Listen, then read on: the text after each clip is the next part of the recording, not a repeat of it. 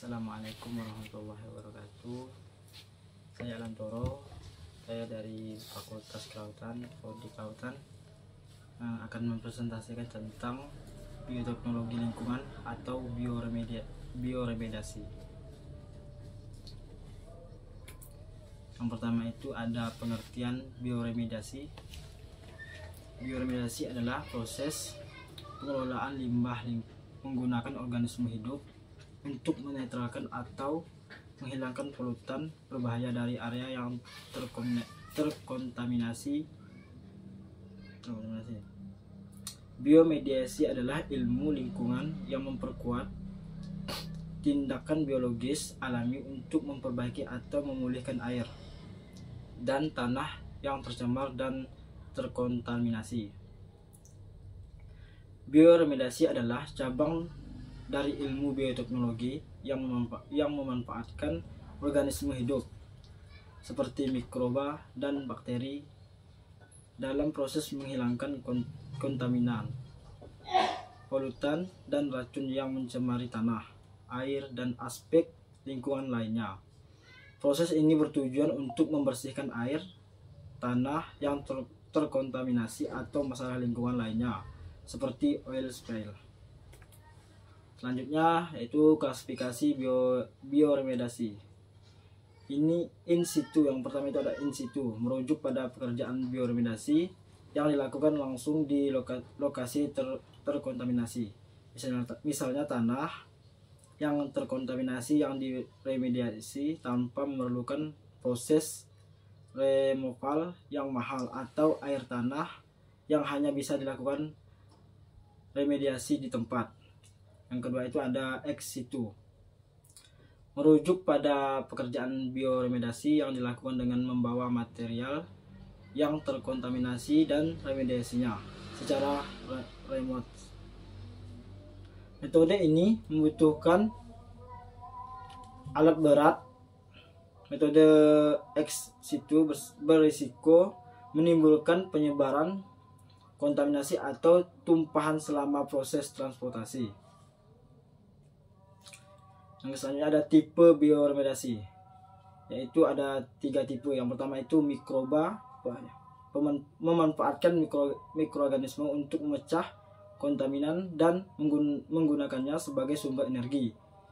Ini adalah versi bioremediasi yang paling mendasar dan diakui secara luas. Yang kedua itu ada fitoremediasi, memanfaatkan flora untuk mengikat, mengekstraksi, dan memurnikan polutan kimia yang sering digunakan di lahan pertanian atau elemen jejak yang merupakan konsekuensi dari polutan tersebut. Ini termasuk pestisida, hidrokarbon, minyak bumi, logam sisa, dan pelarut terklorinasi.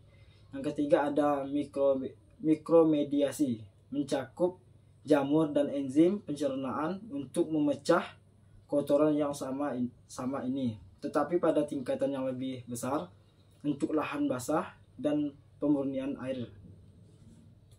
Selanjutnya ada strategi bioremediasi, yaitu ada 3. Yang pertama ada biosparging, yaitu biosparging dilakukan dengan memasukkan udara terkompresi ke dalam tanah atau ke lapisan air tanah. Nah, cara ini akan meningkatkan konsentrasi oksigen di dalam tanah dan meningkatkan air sparging biologis yang mudah diperoleh dan efektif. Yang kedua ada bioventing. Bioventing melibatkan proses pengeboran tanah dengan diameter kecil yang memungkinkan masuknya udara dan ventilasi pasif. Menggunakan bioventing bisa pada kondisi kontaminasi tanah dan juga air tanah, karena memungkinkan tingkat oksigen dan nutrien terkendali karena menyesuaikan tingkat ventilasinya. 3. Bioaugmentation, umumnya untuk menambahkan mikroba indigenous atau memasukkan mikroba spesies Echegonus di lokasi yang terkontaminasi. Proses ini bekerja baik dengan cara bioremediasi lain seperti biopainting dan biosparging dengan limitations.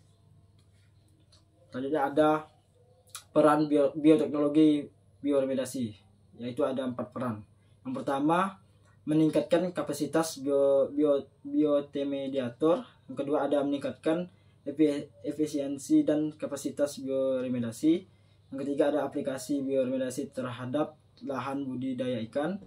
Yang keempat, ada membersihkan tumpahan minyak. Selanjutnya, kesimpulannya adalah bioremediasi adalah cabang dari ilmu bioteknologi yang memanfaatkan organisme hidup seperti mikroba dan bakteri dalam proses menghilangkan kontaminan, polutan, dan racun yang mencemari tanah, air, aspek lingkungan lainnya.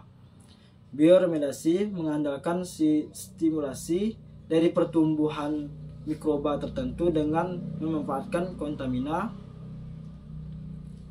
seperti minyak, larutan, dan pestisida sebagai sumber makanan mereka dan energi. Beberapa mikroba tertentu dapat menguraikan patogen dan senyawa kimia toksik dengan cara mencernanya dan menghilangkan unsur toksik dengan mengubah komposisi menjadi gas etana dan karbon dioksida. Sekian yang bisa saya sampaikan. Saya akhiri. Wassalamualaikum warahmatullahi wabarakatuh.